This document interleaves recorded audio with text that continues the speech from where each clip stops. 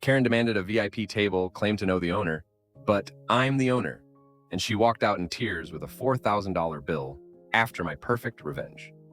Karen stormed into my restaurant one busy evening, demanding a VIP table for herself and her group of friends. She loudly proclaimed that she knew the owner and that we must cater to her request immediately. The catch? I'm the owner, and I had no idea who this woman was.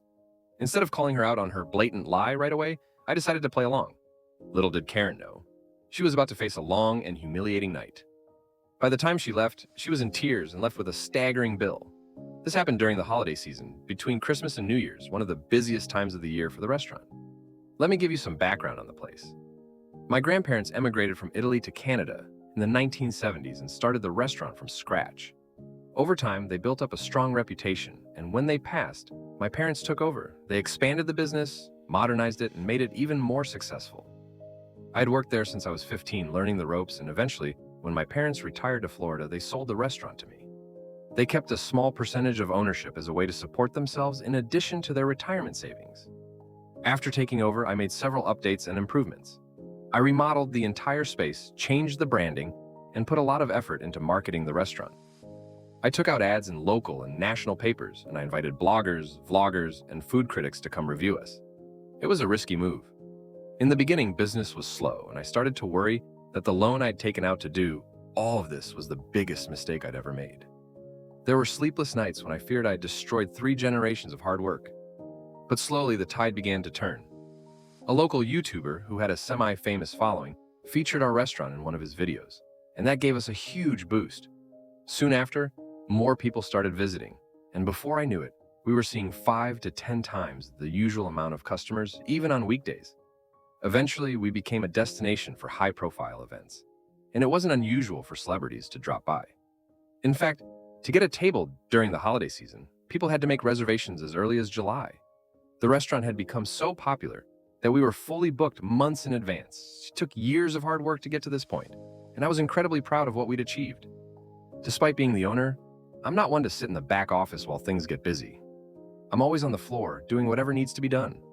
Whether it's greeting guests, bussing tables, or even mopping the floors, I'm always involved. On nights when we host high-profile events, I dress up, wearing a jacket and overseeing everything personally. That particular night, 6 women walked in. 5 of them appeared to be in their early 20s, while the leader of the group, Karen, looked to be a little older, maybe in her mid-20s.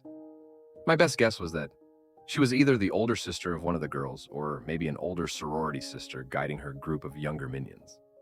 As they approached the hostess stand, Karen was loudly telling her friends how amazing our restaurant was, how incredible the food was, and how there might even be some celebrities dining that night.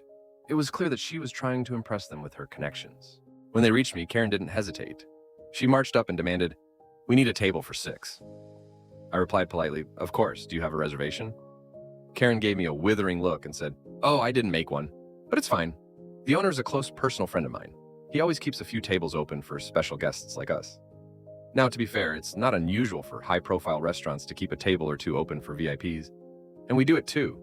But I'd never seen this woman before, and she certainly hadn't spoken to me about reserving a table. It was clear she was trying to bluff her way into a prime spot on one of the busiest nights of the year. But instead of shutting her down right away, I decided to play along. Let's just say I was in the mood for a little fun. I replied, "I'm sorry, but we don't have any tables available tonight without a reservation. As you can see, we're fully booked." Karen wasn't having it. She turned to her friends and smirked before turning back to me, clearly enjoying the spectacle she was creating. "Listen," she said, "I'll make this simple. You can either give us a table, or I can make your life very difficult. I know the owner personally, and he won't be happy when he finds out how poorly you're treating his guests." She went on to tell me how important she was, and how I was making a huge mistake by not giving her and her friends special treatment. Her friends chimed in with comments like, "Yeah, kiss your minimum wage job goodbye." I wasn't sure if they were in on the lie, or if they truly believed that Karen knew the owner.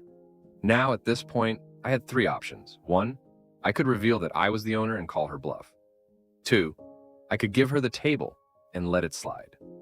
3, or I could teach her a lesson she'd never forget. I chose option 3.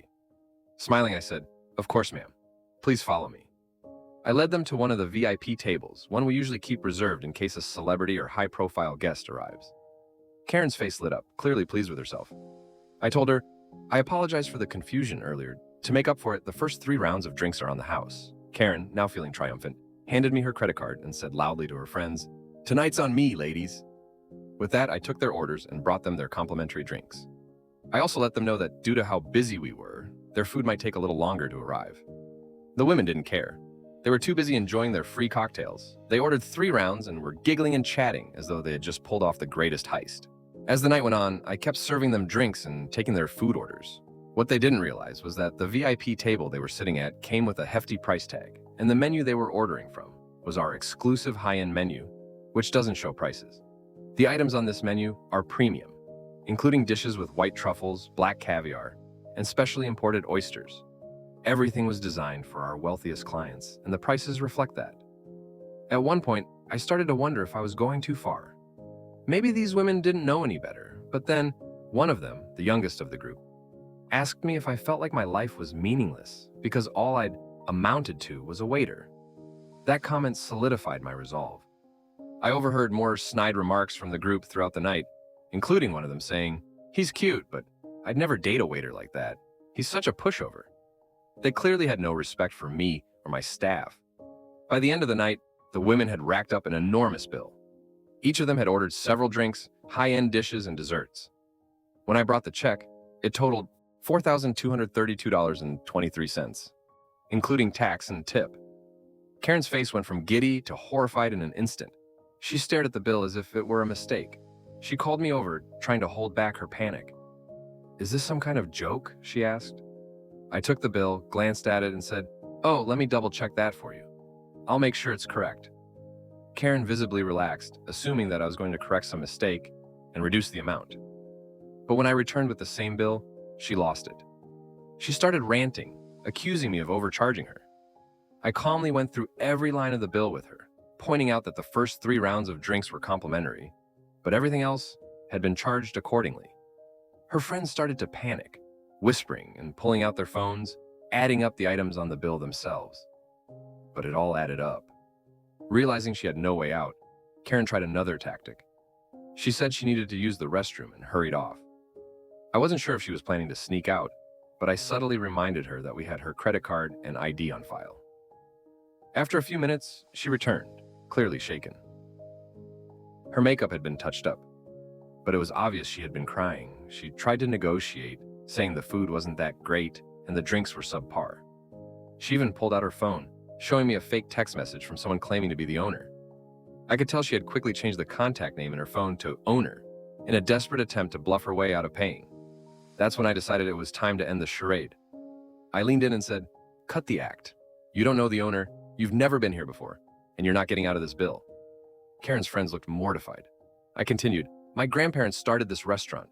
My parents ran it for decades, and now I'm the owner. I've worked here my whole life, and I've never seen you before.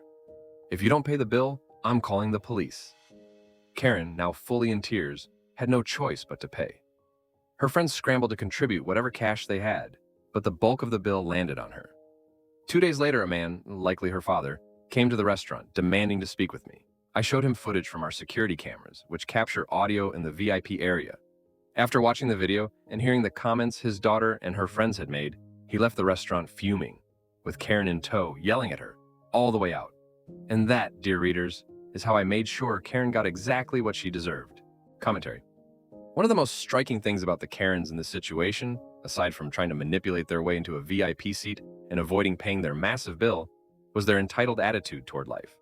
The specific moment when one of the younger Karens asked the OP original poster if he felt his life was meaningless because he was just a waiter really stood out. It seemed like OP was ready to ease up on his plan for revenge. But that single comment fueled his determination to teach them a lesson. That level of entitlement is truly astonishing. It's one thing to try and pull rank by claiming to know the owner, but to demean someone for their job as a waiter shows a completely warped perspective on the world. There is absolutely nothing wrong with being a waiter or working any job, no matter the income. People who look down on others because they believe their job makes them superior, whether it's because they're not janitors, servers, or doing manual labor, really miss the point of what it means to work hard and earn a living. It's shocking how someone could see the world in such a dismissive way, especially in this case, where they mocked OP for doing what they thought was just a server's job. And they were doing this while benefiting from the hospitality and service of the very person they were insulting. The audacity is mind-blowing. Another interesting aspect of this story is how it ends on a somewhat satisfying note. The father who came to confront the OP actually left more angry at his daughter than the restaurant. That tells me there's some hope for accountability here. At the very least, Karen had to face the consequences of her actions, even if it was through her father's anger. The father's reaction, especially after seeing the security footage, shows that sometimes karma really does come back around. One thing that surprised me, though, was the mention of the restaurant recording audio at the VIP tables.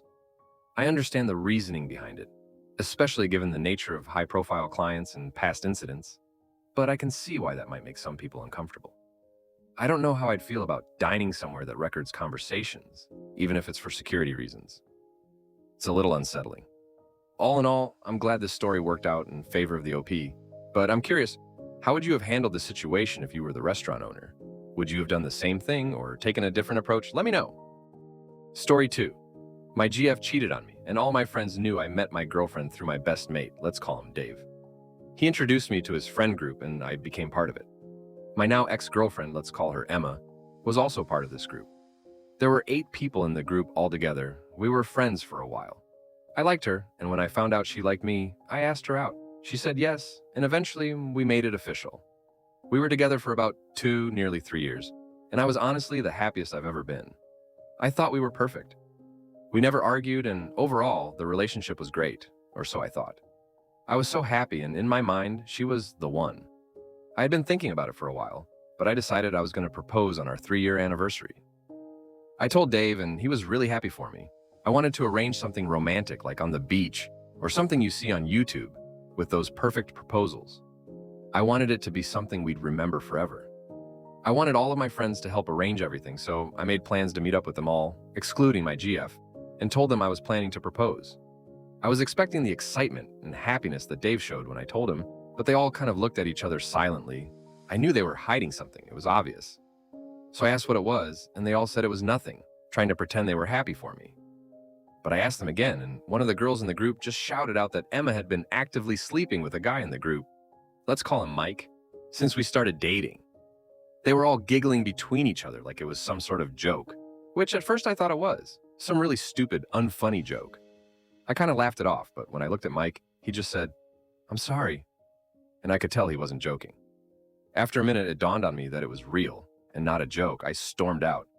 If I stayed any longer, I would have caused a scene. Dave followed me out and told me he had no clue, and I genuinely believe him. I still believe him now. He seemed just as surprised as I was. He let me hide out at his place for a while, just so I could process everything and keep away from everyone. When Emma found out I knew, she started blowing up my phone. She even turned up at the house, but Dave said he hadn't seen me and sent her away. Dave told me he was going to meet up with them all again and find out what actually happened. So he did, and he told me that Emma started sleeping with Mike 3 months into our relationship. It was something that happened quite often, multiple times a month, the whole time we were together. She told all her girlfriends in the group, and eventually everyone knew except me and Dave. And no one told me. No one cared that she was cheating on me for 2 years. The only reason they told me was because I was going to propose to Emma. If I hadn't planned that, I still wouldn't know. I thought these people were my friends. I was so close to them. They were basically family. I spent most of my time outside of work with them. Anyway, her and Mike are together now, and they're all still friends. I still see their social media stories of them all hanging out, and they even tag me in them sometimes. Probably just to rub it in my face. I should probably block them all, but I don't want them to know they're pissing me off. I'm obviously no longer friends with them, and Dave also cut them all off because of what they did. So I lost who I thought was going to be my wife, but I gained a friend for life, I guess. It sucks. It's been months since this happened, and it still hurts. I still want to cry so bad, but I've got to keep the no-cry streak going, lol. When will I actually get over this? Anyone able to speak from experience? Sorry if it's hard to read or seems unbelievable. It honestly sounds like one of those sad movie plots. Relevant comments. Shadowmerk27. Honestly, you gained a friendship worth keeping for the rest of your life. And it only cost you a crappy partner and a bunch of fake friends. Why would you ever want people like that in your life? If they were willing to be okay with that, I bet if you really reflect on your relationship with all of them, you'll realize they were never truly friends.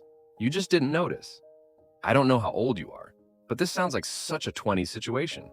One thing I've learned now in my 30s is that I'm happiest surrounding myself with people who share my values and morals. Your circle will be small, but it'll be a circle worth being in. You're going to come out of this situation better and stronger than before, Baked Luffy. Shit! Marry Dave, he's a quality boy. LOL. Columbine Capricorn. OP, those people didn't win anything good. By doing something that terrible to you, they won a friendship with cheaters and liars. Unfriend and block all of those people, and hopefully you can get some counseling to help you learn a lesson from this experience. You and Dave are decent people, and you deserve so much better. OP, I fucking love the guy. He was friends with the others for years before we became friends, and when they did what they did, he told them all to fuck off and cut them off. Impasta Studio. It's rare to find people with a spine and a set of balls. AD240P, Charlie. There's clearly a reason why they told everyone but him. They obviously knew he wasn't going to stand for it. KPN 911, birds of a feather and all that. Gilbert T19. It's especially crazy because Dave's been friends with them for years, but for that entire time he kept his standards high for them. No matter how long the friendship lasted, he did the best for it and from it. Then boom, all this happened. And now Dave's standards for them have been completely broken. He does not wish to resolve it with them. Thank you for watching. If you enjoyed our stories and would like to hear more, please consider subscribing to our channel. Your support helps us continue bringing you captivating tales and new content every week. Don't forget to hit the notification bell so you never miss an update. We appreciate every one of you for being a part of our storytelling journey.